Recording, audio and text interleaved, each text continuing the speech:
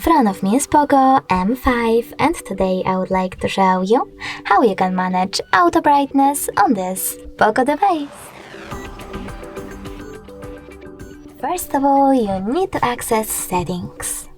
Now scroll down just a bit and click on Display section. Then you need to click on Brightness Level over here and click on this switcher next to Automatic Brightness.